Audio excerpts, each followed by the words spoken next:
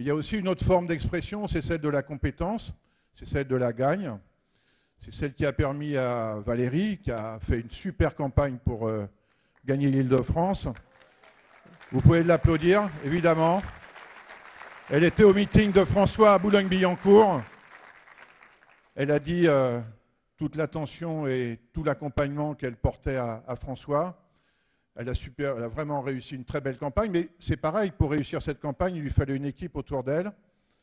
Et elle a maintenant un premier vice-président qui sait de quoi il parle.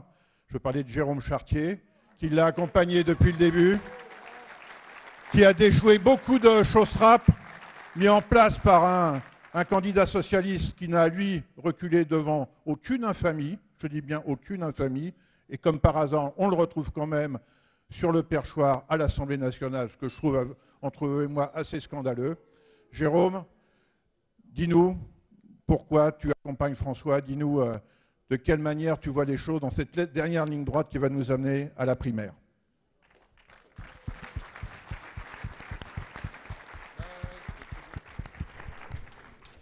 Merci Jean-François. Je voudrais d'abord dire à Florence que c'est l'avenir. Et qu'on peut être fier d'avoir un avenir comme Florence Portelli, qu'on peut être fier de voir toutes celles et tous ceux de cette génération qui entourent François. Et François, c'est l'exemple même de l'homme politique qui confie des responsabilités à une autre génération, qui sait passer le témoin, qui donne envie de faire de la politique. François, il sait faire confiance. François, il n'attend pas des jeunes qui soient juste là comme d'autres pour faire le décor. Et puis surtout qu'ils restent à leur place et qu'ils se taisent. Non. Florence qui prend la parole, c'est l'exemple. C'est la façon dont moi j'ai envie de faire de la politique. Lorsque, il y a bien longtemps, il y a 18 ans maintenant, j'étais tout jeune maire, à peu près l'âge de Florence, à peu près, et que dans la fédération RPR du Val d'Oise, ça s'appelait comme ça à l'époque, j'ai pris la parole et j'ai dit tout ce que je pensais de la façon dont les choses se passaient dans mon pays, dont je voyais ma patrie grandir et parfois pas exactement comme j'avais envie qu'elle grandisse, que je voyais la place que la France était en train d'avoir dans le monde, une place réduite. Et bien ce jour-là, je me suis levé et face à moi, ce jour-là, il y avait François Fillon. Et à la fin de la réunion, François est venu me voir et m'a dit, tu sais, toi, c'est des gens comme toi sur lesquels il faut qu'on compte dans l'avenir.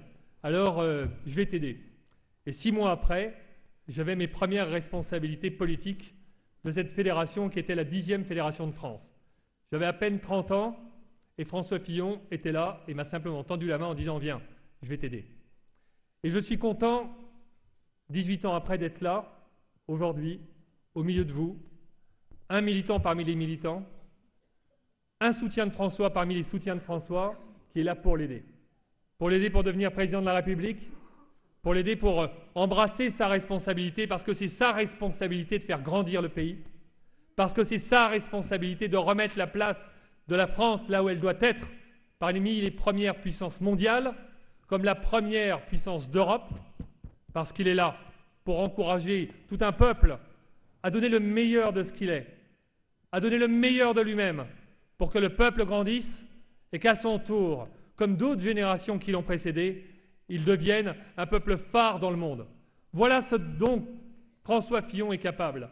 Voilà ce que François Fillon peut donner pour le pays. Alors bien sûr, il y a les Cassandres qui disent que de toute façon, ce n'est pas la peine de se lever, que tout est décidé, que circulaire, il n'y a rien à voir. Mais voyez-vous, je me souviendrai toujours, moi, en 2012, comment j'ai gagné ma campagne législative. Tout était perdu. Il me manquait 500 voix au 2e tour.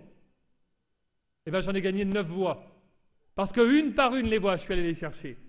Parce que une par une, alors qu'à Sarcelles, ce n'était pas gagné en 2012. Je suis allé convaincre les électeurs. Je suis allé leur dire de me faire confiance. Et moi, comme militant de base, eh bien, j'ai fait le travail de conviction. Alors, voyez-vous, chers amis, on a maintenant tous ensemble un travail à accomplir. Et vous avez le choix de croire en la dictature des sondages ou le choix de croire en la démocratie du terrain. Et moi, pour toujours, je croirai dans la démocratie du terrain. Et je sais qu'une par une, les voix, on ira les chercher. Et qu'à la fin, c'est François Fillon qui deviendra président de la République.